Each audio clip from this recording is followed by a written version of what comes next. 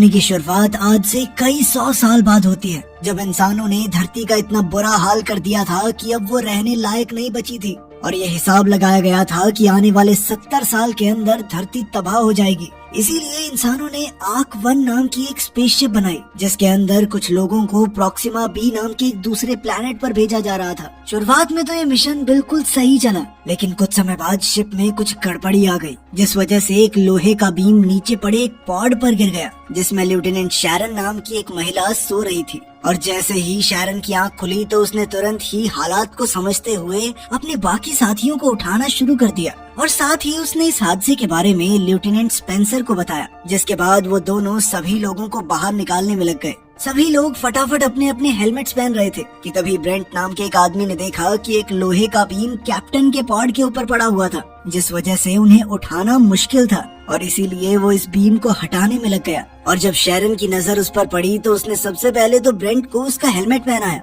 जिसके बाद वो ब्रेंट को वहाँ से बाहर ले आई, क्योंकि वो जानती थी कि वो लोग किसी भी हाल में अब कैप्टन को बाहर नहीं निकाल पाएंगे। एक सुरक्षित जगह पर पहुंचने के बाद सभी लोगों ने अपने हेलमेट उतार दिए, जिसके बाद शैरन और स्पेंसर ने इस हादसे की खबर कमांडिंग ऑफिसर को देने का फैसला किया। और जब वो दोनों उसके कमरे के पास पहुंचे तो उन्होंने देखा कि उनकी स्पेसशिप का एक पूरा हिस्सा गायब हो चुका था। कमांडिंग ऑफिसर के गायब हो जाने के बाद शैरन ने ये जिम्मेदारी खुद अपने कंधों पर उठाने का फैसला किया, जिसके बाद सबसे पहले उसने सभी लोगों की एक मीटिंग बुलाई। असल में उनकी स्पेसशिप आर्क 1 में एक अनजान दिक्कत आ गई थी, जिसके चलते उनका एक पूरा हिस्सा टूटकर अलग हो गया था और इसी वजह से वो सभी लोग तय किए गए समय से 1 साल पहले ही उठ गए। असल में शैरन और उसके सभी साथी प्रॉक्सिमा बी नाम के एक प्लेनेट पर जा रहे थे, लेकिन अब सीमित खाने और पानी की वजह से उन सभी को हर एक चीज का ध्यान रखना था। पर शैरन को भरोसा था कि वो लोग अपने मिशन में जरूर कामयाब होंगे, क्योंकि वो धरती पर मौजूद लोगों की आखिरी उम्मीद थे।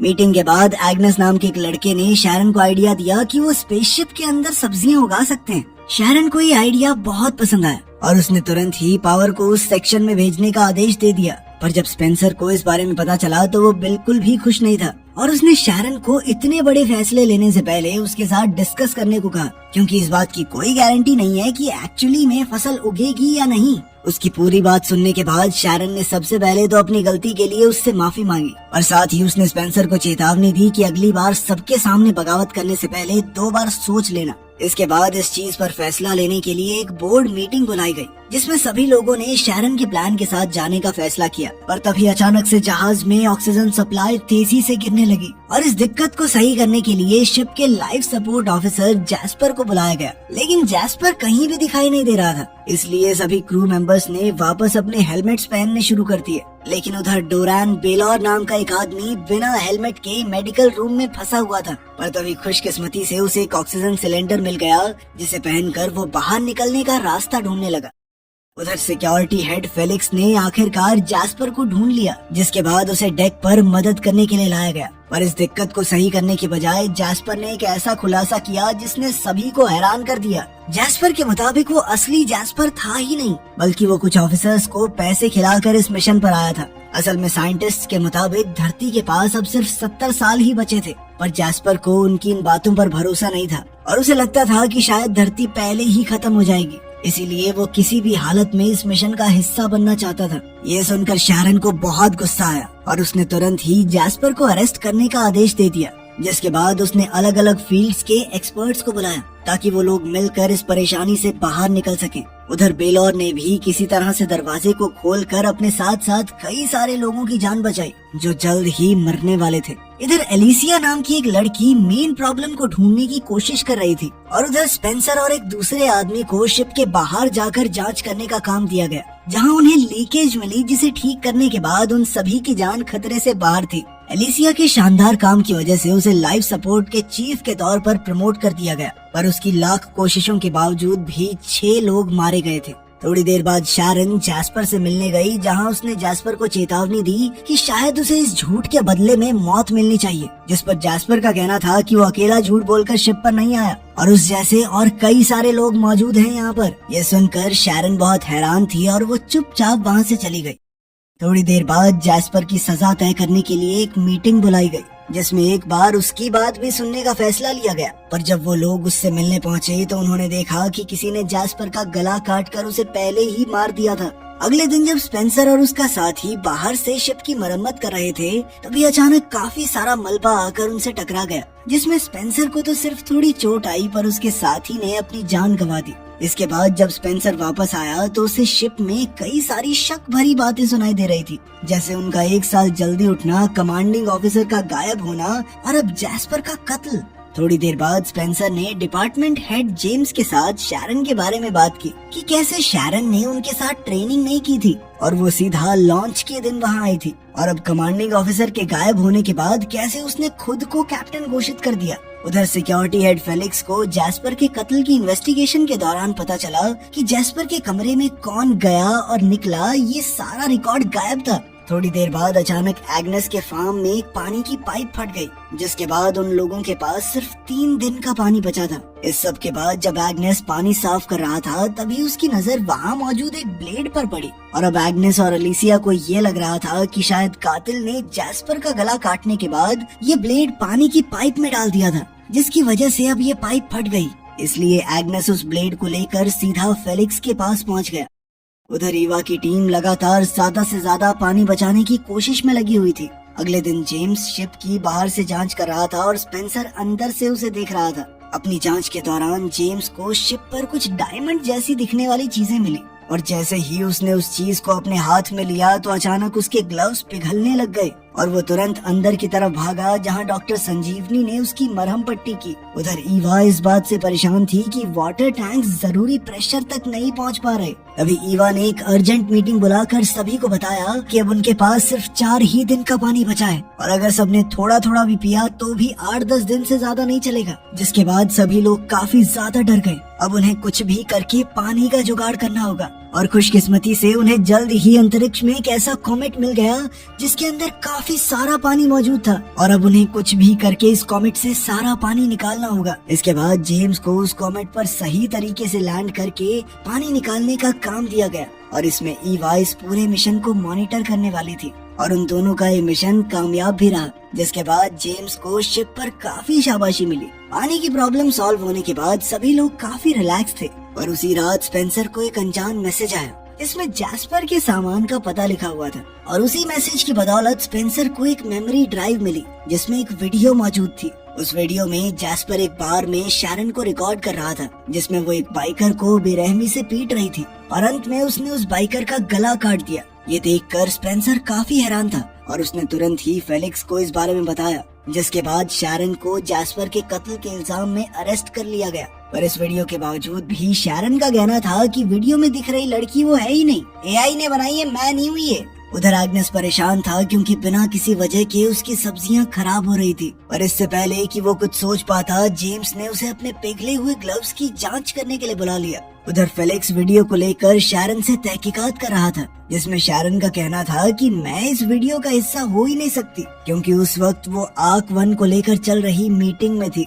पर फेलिक्स उसकी किसी बात पर ध्यान नहीं दे पा रहा था, और उसे जगह जगह पर अलग अलग चीजें दिख रही थी। असल में ये दिक्कत सिर्फ फेलिक्स को नहीं बल्कि सभी क्रू मेंबर्स को हो रही थी। पर कुछ देर बाद फेलिक्स एक बार फिर से होश में आया, और उसने दोबारा से शैरन से सवाल जवाब शुरू कर दिए, जिसमें शैरन ने एक ऐसा खुलासा किया जिसने फेलिक्स के होश उड़ा दिए। असल में शैरन और उसकी जुड़वा बहन डेनिस का जन्म लैब में एक खास एक्सपेरिमेंट के दौरान हुआ था। उन दोनों को ही खास तौर पर स्पेस में रहने के लिए तैयार किया गया था, पर जल्द ही उसकी बहन डेनिस को कुछ ज्यादा ही गुस्सा आना शुरू हो गया, और वो अक्सर लोगों को मारना शुरू कर देती थी।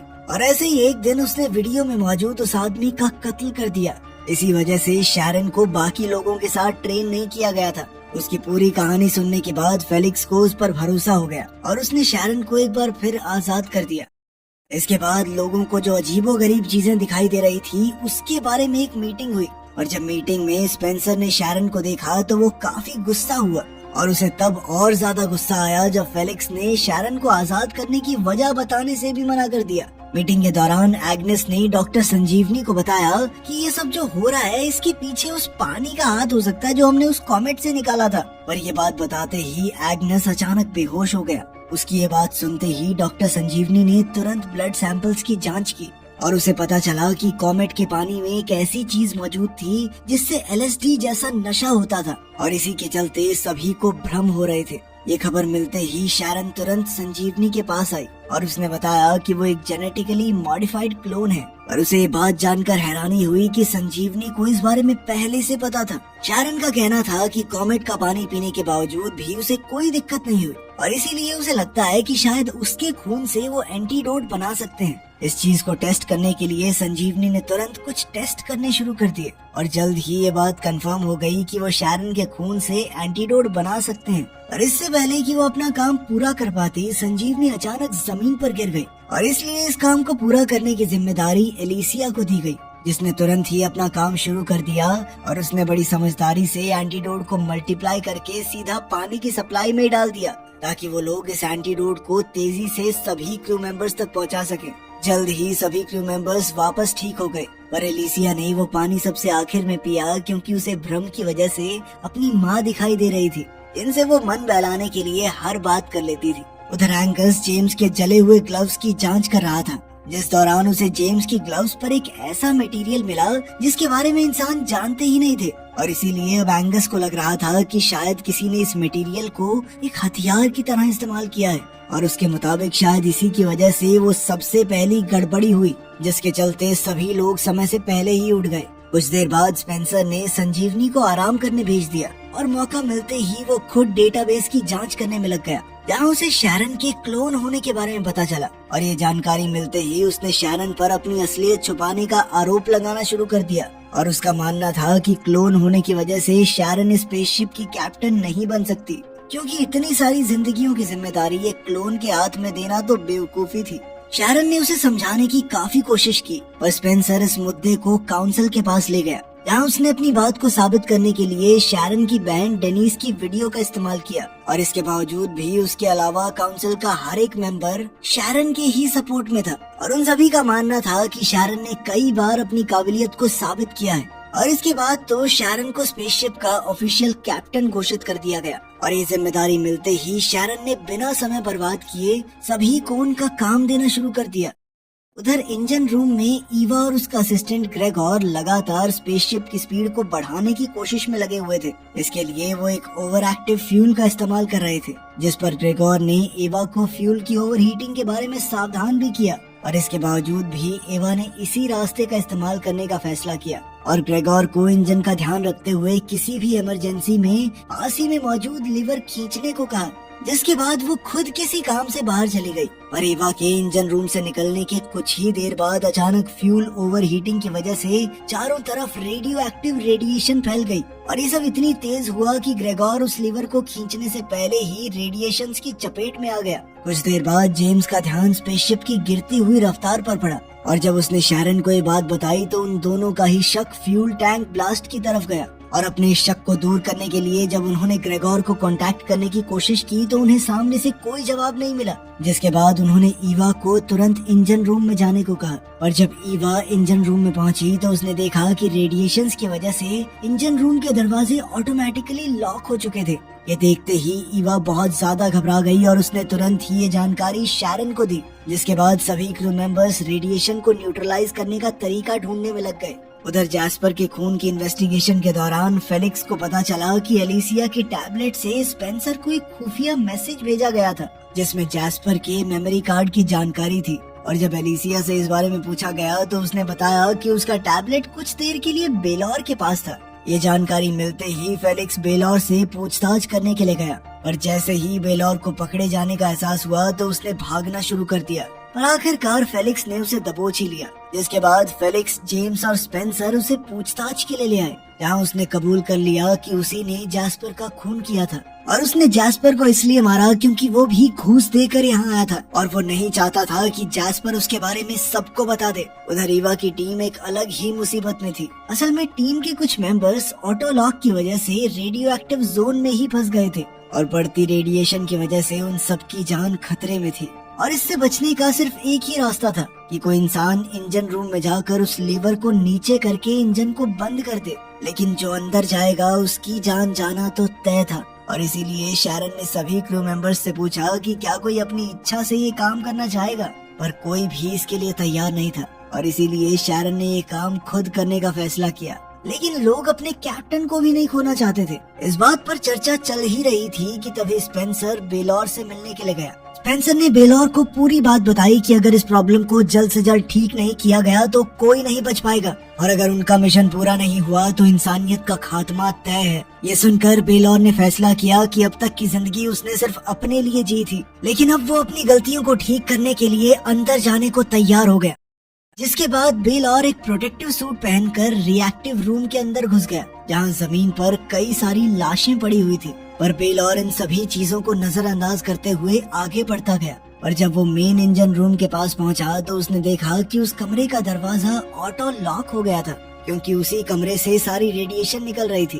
और इसके बावजूद भी बेलौर ने अपनी काबिलियत से उस दरवाजे को खोलकर लीवर को खींच दिया, जिसके बाद रेडिएशन निकलनी बंद हो गई और उसकी इस बहादुरी ने सबका दिल जीत लिया। और इतनी तेज रेडिएशन की वजह से बेलौर की तुरंत ही मौत हो गई और उसने जहाज पर मौजूद सभी लोगों की जान बचाकर अपना प्रायश्चित पूरा किया और इंसानियत को खुद को बचाए रखने का एक सुनहरा मौका